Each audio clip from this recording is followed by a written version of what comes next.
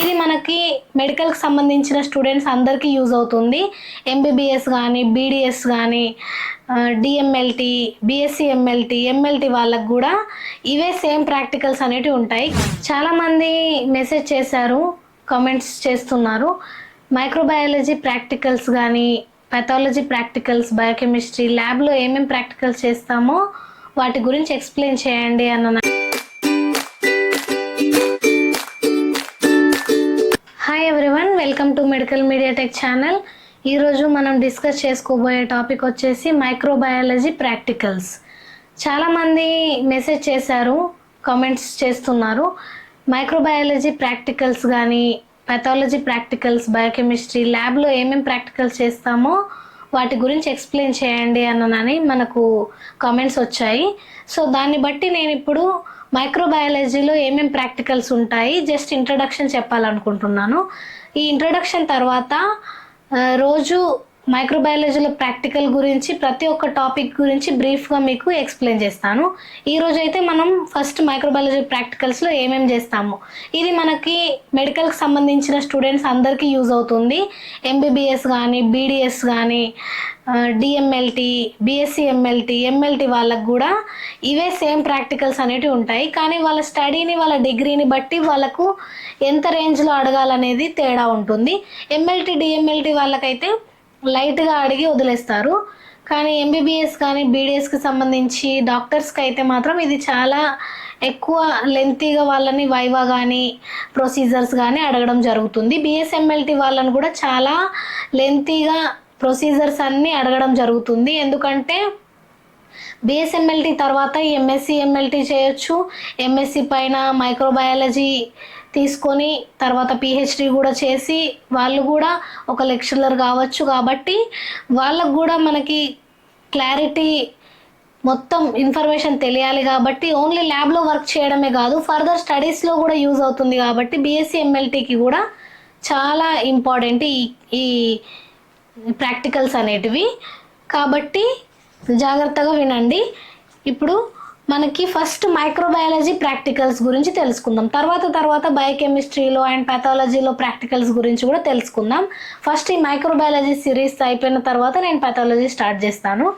So మైక్రోబయాలజీలో pioneers అంటే శాస్త్రవేత్తల గురించి ఫస్ట్ అడుగుతారు. అది మనకి ప్రాక్టికల్ చేసి చూపించడానికి రాదు కాబట్టి వాళ్ళ గురించి వైవా అడుగుతారు.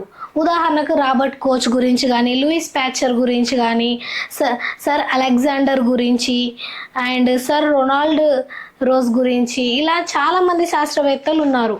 ఒక 15 మెంబర్స్ వరకు శాస్త్రవేత్తలు అనేది మైక్రోబయాలజీలో ఉన్నారు. Father of microbiology and father of bacteriology, ఇలా చాలామంది మైక్రోబయాలజీకి సంబంధించిన శాస్త్రవేత్తల గురించి వాళ్ళు ఒక్కొక్కరికి ఒక్కొక్క శాస్త్రవేత్త గురించి అడగొచ్చు. ఒక స్టూడెంట్కి లూయిస్ ప్యాచర్ గురించి అడిగితే వేరే స్టూడెంట్కి కారల్ ల్యాండ్స్టీనర్ గురించి కూడా అడగచ్చు. ఒకే పయనీర్ గురించి మనం చదువుకొని వెళ్ళడానికి ఉండదు. ప్రతి ఒక్కరి గురించి కూడా మనం చదువుకొని ఆ ప్రాక్టికల్ అనేది అటెంప్ట్ చేయాల్సింది ఉంటుంది.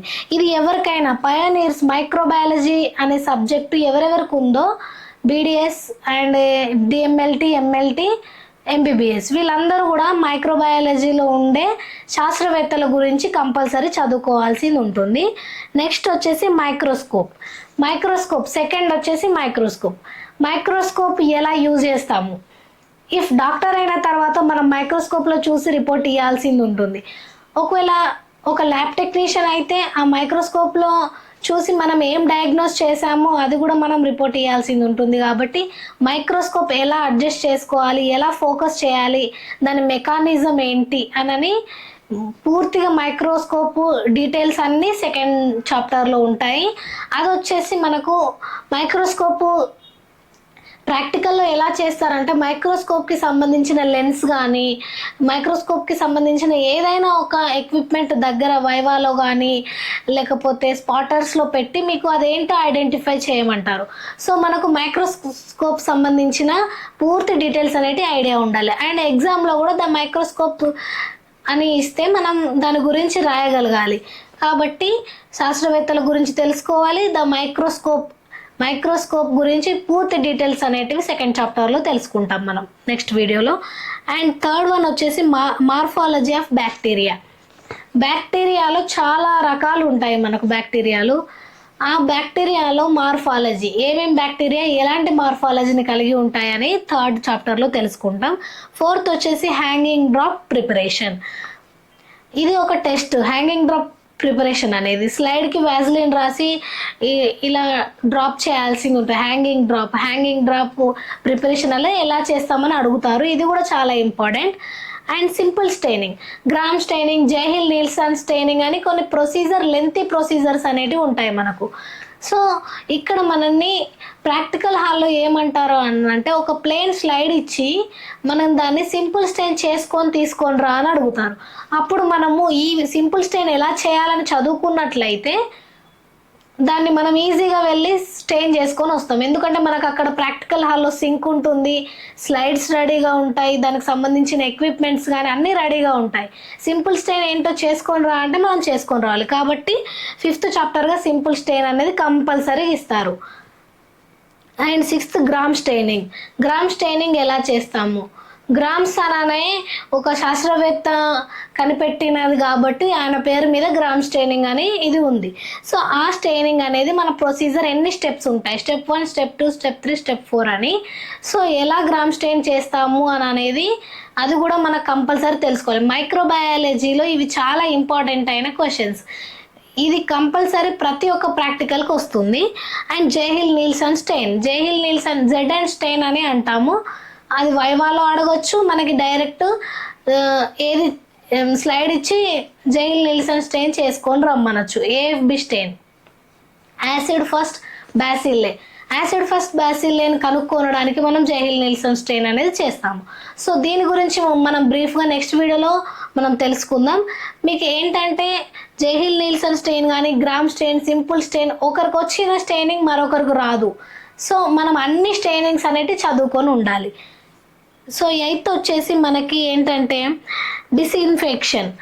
మన ల్యాబొరేటరీని ఎలా మెయింటైన్ చేసుకోవాలి, డిస్ఇన్ఫెక్ట్ ఎలా చేసుకోవాలి, ఎక్విప్మెంట్స్ కానీ లేకపోతే మనం వాడే ప్రతి పరికరాలు, స్లైడ్స్ కానీ ఆటోక్లేవ్స్ కానీ ఎలా బ్యాక్టీరియా నుండి మనము ఎలా దాన్ని ఇన్ఫెక్షన్ లేకుండా ఎలా చేసుకోవాలనేది 8th చాప్టర్. దాని గురించి మీకు వైవాల క్వశ్చన్స్ అనేటివి అడుగుతారు. అండ్ ఇన్ఫెక్షన్స్ ఆఫ్ బ్యాక్టీరియా వల్ల ఏమేమి ఇన్ఫెక్షన్స్ వస్తాయి దాని గురించి కూడా మీకు వైవాలో అడుగుతారు. అండ్ వైడాల్ అనేది మనకు సిరాలజీకి సంబంధించింది. ఇది మైక్రోబయాలజీలో మనకి ప్రాక్టికల్లో అడుగుతారు. ఇది BSc MLT వాళ్ళనైతే పక్కా అడుగుతారు.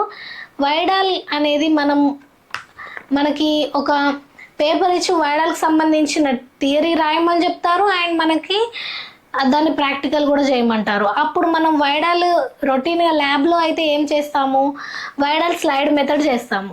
స్లైడ్ పైన అగ్లూటినేషన్ వచ్చిందా లేదా చూసి మనం రిపోర్ట్ అయితే పేషెంట్స్కి ఇస్తాము. కానీ ఈ ప్రాక్టికల్లో మనకి వైడాల్ వాళ్ళు చెప్పిన క్లాసెస్లో చెప్పకపోయినా ప్రాక్టికల్లో మనకు వైడాల్ వచ్చింది అంటే అది ట్యూబ్స్తోని మాత్రమే మనం పర్ఫామ్ చేయాల్సింది ఉంటుంది. సో జాగ్రత్తగా ఇది గుర్తుపెట్టుకోండి. మైక్రోబయాలజీలో వైడాల్ మెథడ్ వస్తే ట్యూబ్లో మాత్రమే టెస్ట్ చేయాలి. సో ఇంకొకటి వచ్చేసి VDRL కూడా మీకు వైవాలో అడుగుతారు. And ELISA method and anti microbial agents. ఈ మైక్రోబ్స్ గురించి కూడా మిమ్మల్ని వైవాలో అడుగుతారు.